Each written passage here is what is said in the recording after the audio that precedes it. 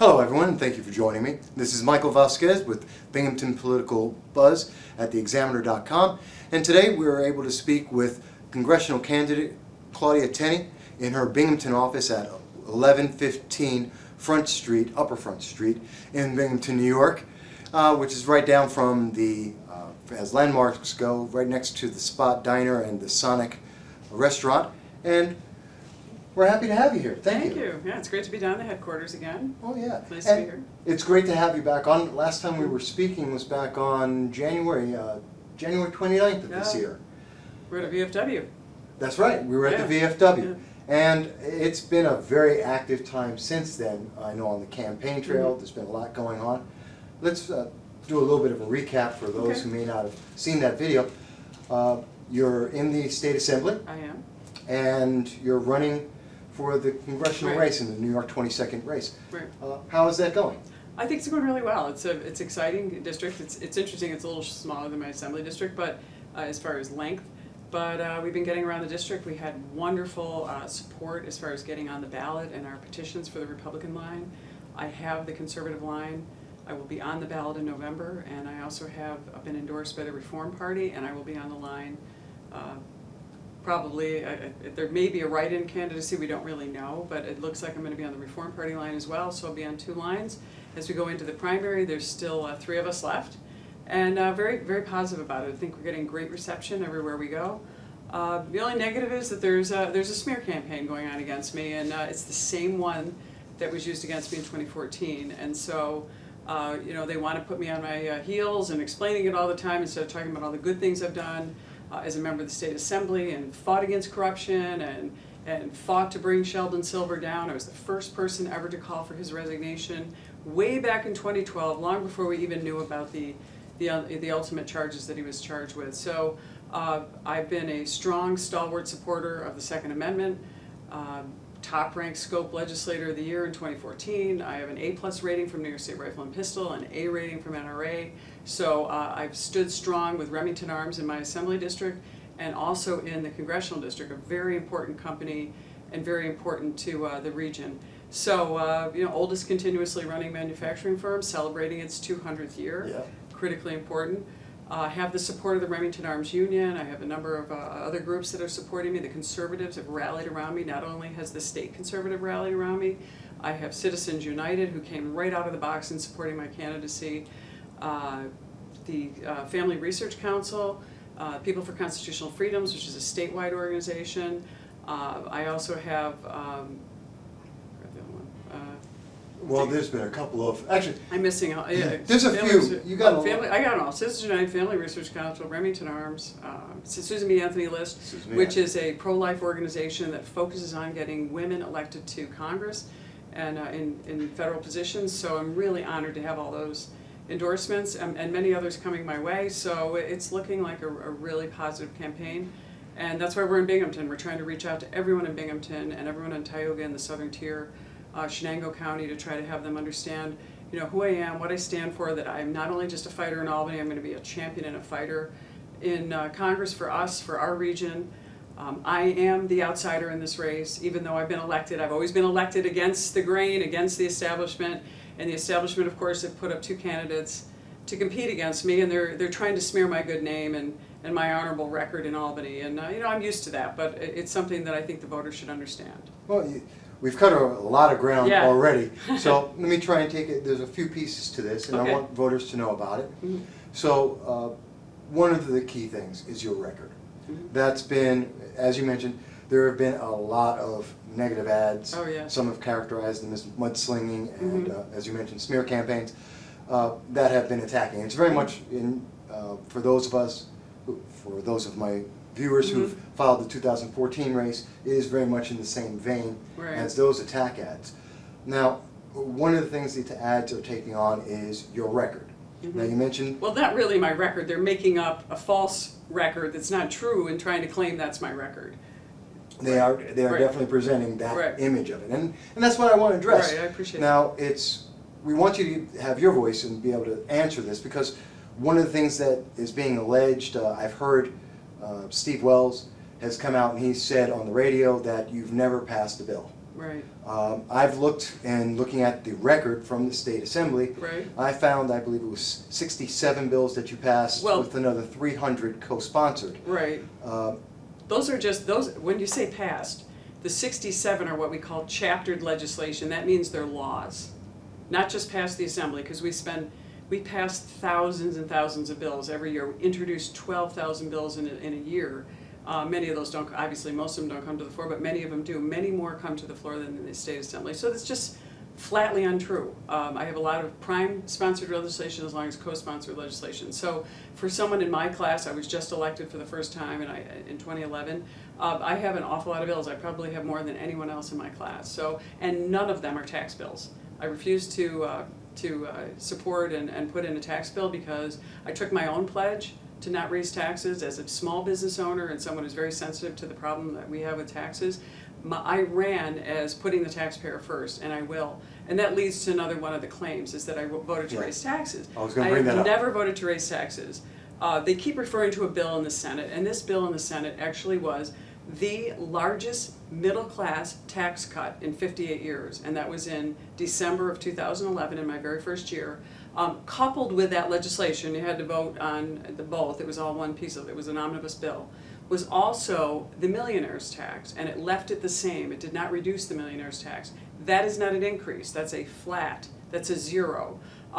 One thing it did do is we raised the threshold, because only in New York would you have a millionaire, someone making $250,000 or more. We made it a true millionaire, which would be a millionaire, $1 million or more in annual income. Okay. So it was not an increase in taxes, it was just not a reduction in the millionaire's tax. So I had a choice. Do I support the middle class taxpayers who are fighting, like me, who are fighting with our small business owners, many of whom use pass-through taxation, or do I side with the millionaires from New York City? I sided with the taxpayers of the middle class. I mean, I could have voted that we should have reduced the millionaire's tax, but that wasn't an option. And I posed this question to Steve Wells and George Phillips. If you were given the choice, would you support the millionaires as they're claiming in these false ads, or would you have supported the middle class as I did? And you know, honestly, I think that they would probably make the same decision I did. It's just an unfair, false attack against me, a person with a superlative record, the top conservative in 2011 that year, top conservative of the year in 2011, and also remaining one of the top-rated conservatives in New York. So that's just a terrible smear campaign, and unfortunately, you know, I don't have the resources to combat it. Well, we want to make ClaudiaForCongress.com if anyone wants to help us. So. Well, that's why we want to make sure that we give everybody that. a chance to answer. Great. And there's a couple of other claims. We want to go through them. Absolutely, I to let appreciate people this. have that honest answer from the horse's mouth, so to speak. We should mention as well that not only did you get the 2011 from the Conservative Party, but they have endorsed you for the race now.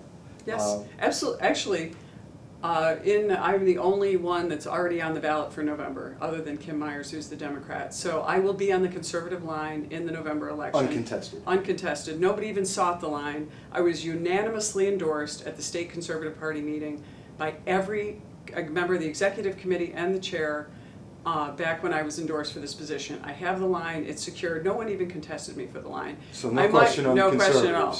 Okay. Yeah, it's you know, for them. Well, that kind of makes a statement. You have to wonder, like, why would the Conservative Party endorse someone that is, you know, doing the things that they're claiming in these horrible ads? I mean, the Conservative Party is a credible organization. Again, national conservative groups are rallying around me as well. Well, outside groups, not the insiders. Okay. Right. Now, I want to also address another concern, and I know this one's a little bit sensitive because it's a family matter, and I've heard your answer before, but I've heard it on the radio. I'm not sure if everyone else has heard it. I follow things. I'm a political junkie, so you are. I follow everybody. Yeah. But I know that one of the things alleged is about votes. Now, I've looked at your record. I looked at the state assembly record, and votesmart.org also has a record of your votes. From 1 year only. They've only done 1 year. Interestingly enough, I they looked don't at do the every full year. I looked at the full record. And by the way, that year that they did that was actually calculated to only track me for my 2014 race, not just for Congress, but for my race when I ran for the Assembly again. So that was a targeted analysis done by VoteSmart and NYPIRG, which is a Democratic organization. I mean, people should be aware that's well, what VoteSmart just has NIPERG is the one that did the NIPERG, analysis. yeah. And it's interesting, if you look at the analysis from NIPERG, they claim that I missed a lot of votes. So people need to understand how the state assembly works, and I gave a little hint of it. We have about 12,000 bills entered in a term. And we vote on anywhere from 900 to 2,000 bills in a session. Only about maybe 150 to 200 ever become law. So many of the bills that we vote on are voted on for decades. Same one-house bills. For example, we voted on a bill that would require the government to do a study to see what sobriety is in our communities. Waste of taxpayer money, no Senate sponsor, and that's typical of the kind of one-house bills that we do in the Assembly that they don't do in the Senate, by the way, not to the same extent. The other thing is, not only that, but when you're talking about bills, like for example, they're saying I vote with Sheldon Silver 77% of the time. The truth is my first year I was 150, I voted the least with Sheldon Silver, which means it's sort of a distorted view. I mean, really, it means I just vote yes. So when I put out a memorial highway bill to honor, for example, Kurt Wyman, one of our deputies that was killed in the line of duty, I put out that bill. It has to be done as a memorial bill. We named a highway after him. Okay. So Sheldon Silver voted yes, and so did I. So does that mean I'm rubber stamping the New York City agenda? No, it means that no bill comes to the floor that the Speaker doesn't approve of. When it comes to voting no, I vote no more than anyone else for my first 2 years. I'm now like 144 out of 150, which means I vote less with Sheldon Silver than any of my colleagues, including anyone in this district that's in the 22nd Congressional who's also serving in the Assembly or the Senate. So that's a mistaken thing. On the missed votes, as I said, we did 700 bills in the month of June in 2014. In the last 4 days, we did 530 bills. Now, my opponents like to say that I don't show up for work, but the truth is I've only missed 3% of all session days in my 6 years in session. That's hardly not showing up to work, especially since it's a January through June session. And I have the longest assembly district created in the history of New York. And the rest of the time, when I'm not in session, I am driving up and down the thruway at my own expense to meet the needs of my constituents and working in my assembly offices that are in the district. So, I mean, that's a misnomer. Yeah. There's one part of that I want. Right, we're getting to the next. Okay. So finally, what happened is, June 14th, I'd love to say that I was campaigning for Congress. It was right before the primary, but unfortunately, my mother was ill. She had very serious atrial fibrillation with a lot of complications with her blood thinners, and she was having a traumatic time. She couldn't stand up. She couldn't get out of her bed. And I left Albany to go see her. It was during the 17th, 18th, and 19th, the last days of session. So I basically drove back and forth to try to get to her, get to the session votes. I'm her primary care provider.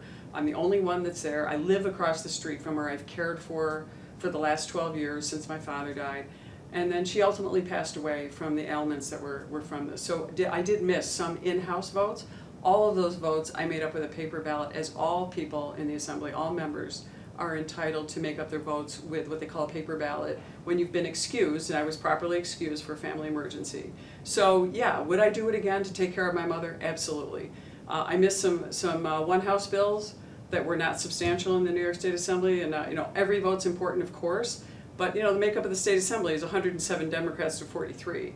So me coming back and doing a paper ballot is not going to change the nature of the vote. There are no close votes in the State Assembly. Not New York State. Yeah, not New York State with Democrats in charge. So yeah, I mean, yeah, honestly, I was not in live session, but I was taking care of my mom, and I think everyone who would understand that. I would love to say I wish my mother had fallen ill when it wasn't during session, but that's not the luck of the draw. And she comes first, at that time, and unfortunately she's passed away since then, and she died while I was in Albany in session, and I rushed back to be with her, and unfortunately I had to make I was her healthcare proxy, and I had to make the decision, to end her life support. But and I drove right after that. I drove back to make my votes in session, even though a lot of times it's a fight against the Democrat machine there. So yeah, that's politics. I know it's a long explanation, but people need to understand it's about my family comes first. I did miss a couple of votes when my son graduated from the U.S. Naval Academy. What single mom wouldn't want to have that? And it still remains today as the greatest honor that I have in my life is my son. And so, I did miss a couple of days. I made up the votes, did a paper ballot, made them up. Well, politics takes a lot out of everyone's life. We know that. It's a unique calling, and there's a lot of difficulty. Yeah, I mean, and life happens to us all. I spend countless hours, 12, 15, all through the night days in the State Assembly, at my job, doing my work. I'm not in this job for any other reason. I term limited myself in the State Assembly. I could stay there and probably have that district forever, be in the state assembly, and get a raise this year. But I'm taking that mission to Congress. I'm taking it to the federal government. I'm not in this for a career or to meet the needs of whatever the establishment politicians on both sides want. I'm a representative of the people, and I think we need to change this country. We need to move us in a different direction. I've done my best in the Assembly to root out the corruption, to stand for our constituents, our Second Amendment, taxes, regulations. I fought all those things. Sometimes it's hard when you're outnumbered 107 to 43 in the Assembly, but I did what I could as a member of the Assembly. I worked with Democrats also to get bills passed. That's why I had so many bills passed in the State Assembly, because I do work well where we can find common ground with my Democratic colleagues. Well, we've addressed a lot of the negative. There's a lot of negative ads out there. I think we covered the crux of them. Yeah, those are the worst of it. And you know, it's unfair that they're being characterized that way. I mean, I have a record. My legacy is as a champion in Albany, and it's too bad that the people in Broome County aren't getting to see that. They're just getting negative ads. So we're going to be spending the next 2.5 weeks as we head down to the primary to meet as many people as we can, to explain to them so they understand that they're going to be electing a champion in me to go to Washington and stand for the people, and not someone who's just going to go and be part of the status quo and rubber stamp the agenda of the parties in Washington right now who are hurting this nation. Well, speaking of that and talking to the people, let's transition to looking forward, both what's happened so far and also going to the future. When you're speaking, you've been speaking to people, there's 8 counties in the district, you've been traveling across all of it. What are people saying to you about what are the concerns that you're hearing about, and how do you look to be able to combat that if you do get into Congress? Yeah, I think the biggest concerns that people have to do with having a good job, having their property values be retained and be worth something, having lower taxes, having a better standard of living. And New York has become such an inhospitable place, not just because of the state regulations, also the federal regulations, but between taxes, regulations, burdensome, you know, the DEC in New York or the EPA, a number of regulatory agencies have moved in and crushed our rights as individuals. People just want a job, and businesses have been leaving New York in record numbers because we are such an inhospitable state. The federal government can help. We can stand for something. We can do better trade deals. For example, the TPP.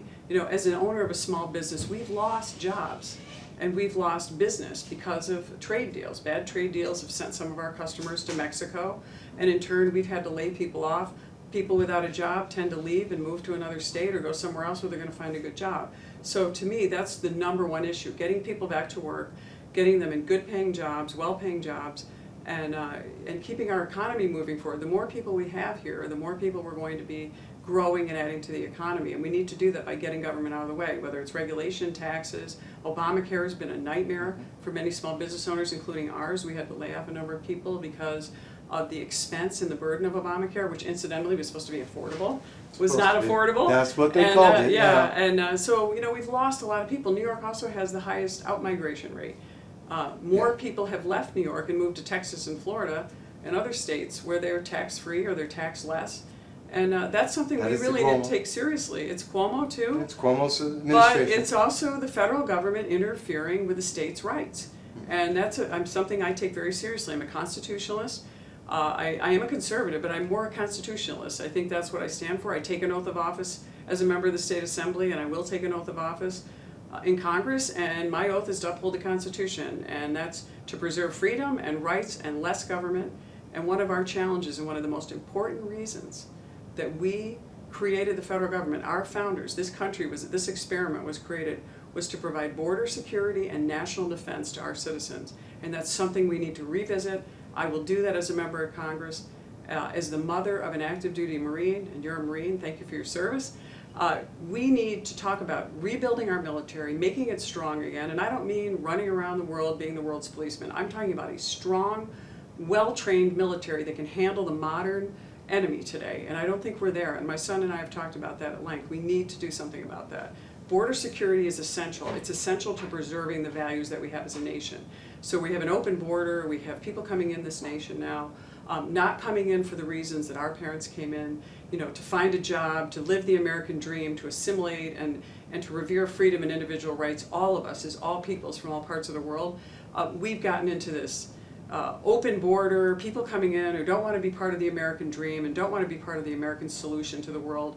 And we need to, as a nation, close the border off and allow our citizens to thrive who really want to be here. Yes, we want immigrants, but we want immigrants that are going to join our society. Again, we're I covering know. a lot of subjects, which I'm glad. I want to do Voters, it quickly. everyone should know what's involved in this Right. race. Now, I do want to mention that you're speaking about the TPP, Trans-Pacific Partnership, and I know that you wrote an article about that back in Last 2015. year, 2015. It was October, I believe. It was It might have before been- that. It was might- before that. It was before in the that. spring.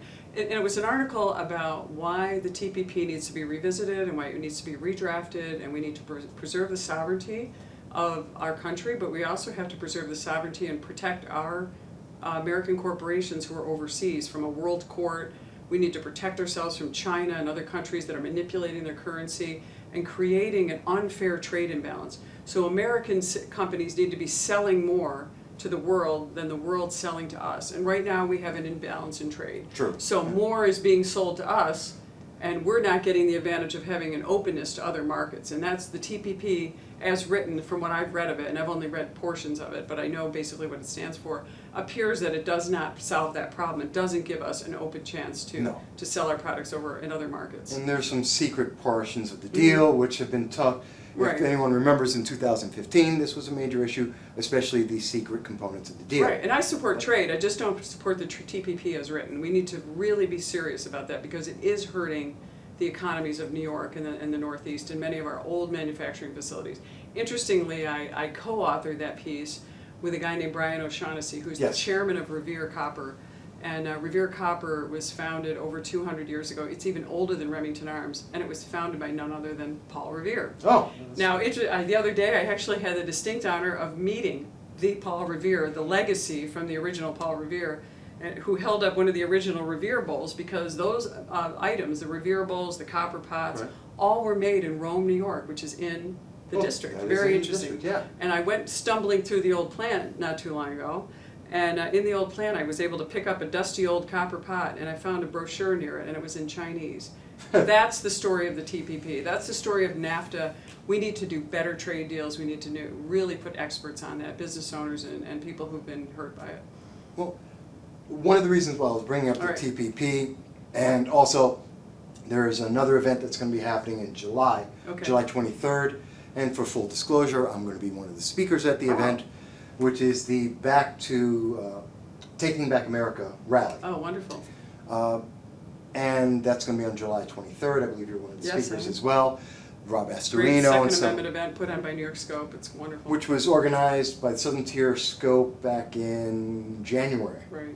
So well before any of this. And I noticed that with the TPP that we were speaking about, I apologize. That's okay. Cell phones happen. There is a history. You have a history of doing a lot of things, I notice, before or without anything to do with elections.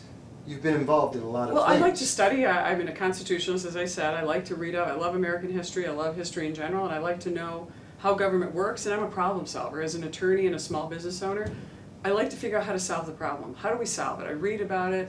I write. I've written, as you know, I've written about corruption in the New York Post. I've been published 3 times there about 3 different types of articles. I've also wrote this article on TPP because I thought it was really important last year. Yes. It's funny, I wrote about that article, and now Donald Trump is talking about trade all the time. It's interesting. I think he must be looking at my playbook.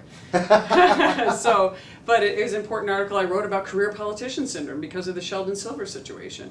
You know, that's why, just back to those commercials, it's so absurd that anyone could cast me as anywhere in the tank with Sheldon Silver. I mean, there's a commercial that shows me peering into the jail cell. There is no greater enemy to Sheldon Silver in Albany than me, and everybody knows that. That is undisputed. So, you know, it's unfortunate that this smear campaign is going on by this Grow the Economy PAC, you know, driven by Ray Halberter, probably the biggest tax cheat in the nation, but that's another aside. We'll look into that later. There's always time. That's a complicated issue. But as everyone knows, I don't like 30-second sound bites. I like to give people the opportunity to give their position on it. And I know we've tried to keep this to 30 minutes for all the candidates, and we've offered and extended the opportunity for all candidates to have this same kind of interview. Okay. What I would like to just take a moment and looking forward, looking at what the results will be. You're already on the conservative ballot. You're addressing the concerns of what some have put out there. Right. You've mentioned and gone over some of your history and what you've been doing. Going forward, what is it that a voter in the New York 22nd District can look forward to as Congresswoman Tenney? Right. I think they can look for someone that's going to tell them the truth. That's my legacy in Albany. Again, I tell the truth. I look at a situation. I try to figure out what the solution is, and I provide the solution. I don't wait for the wind to blow and figure out which way the politicians are all moving or whether I'm going to get reelected or not. I'm really trying to solve the problem, and I think that's what they can get from me in Congress. I'm doing my homework. I am a lawyer. I'm a business owner. I've lived these things. I was a single mother. I cared for my parents, you know, as they were aging and unhealthy and died eventually, sadly. And that's the kind of person I'm going to be. I'm going to put my heart into it. I'm going to try to solve the problems. I'm going to do whatever I can to make sure the 22nd Congressional District is on the map and growing and becoming a district that we're all going to be proud to be part of. And we're going to be on the map, and we're going to grow jobs. And we're going to stand for something in this district from now on. We're not going to be just join the Washington establishment. We're going to stand strong and create a new environment for all of our citizens and empower everyone. Well, first I want to say, and I apologize to those watching, as you notice I have gotten a call on my cell phone, and it's something I have to take care of, but I apologize I turned away for a moment. That's my fault. No problem. But I want to thank you for giving us the time. I know it's been a busy schedule. I know you're about to be going over to a fundraising event, so we caught you in between. I know you were just on, and you were just on TV as well, so we caught you in between. Great. We look forward to the opportunity to speak to you more in the future. If people want to find out more information about you, as I mentioned, the office is at 1115 Upper Front Street in Binghamton. But is there a website? Yeah, ClaudiaForCongress.com, and that's ClaudiaForCongress.com. And also call our office. It's either any of the offices. You know, the numbers are on the website. Ask questions. I'm going to tell you where I'm going to be. I'd be happy to take phone calls to answer any questions anyone has, even about the smear campaign, the horrible ads, the horrible flyers in the mailbox. You know, honestly, I don't even. You know, the sad thing is, last year, or 2014, when this ad campaign was going on, it was kind of funny. My mother was so devastated by it. You know, she not only was she's very sick, and you know that's ended up being a real problem right before the primary, but she was like, I can't escape this. This is terrible what they're saying about you. It's so untrue. And she said, what channel can I watch? And I said, I don't know. They're everywhere. And she goes, I don't even want to pick up my mail. And that was sad. And you know, my mother was really sick after that. And I have to wonder if some of that didn't cause her to have some distress just to see how nasty this is. We would hope not. But that's politics. Yeah. But it shouldn't be. We should be on a truth-seeking mission. And you know, truth, brutally honest is okay. Smearing and dishonesty is not okay. I agree. That's why we want to have full open thoughts. One thing I should ask is one final question. I know I've been asked this a lot.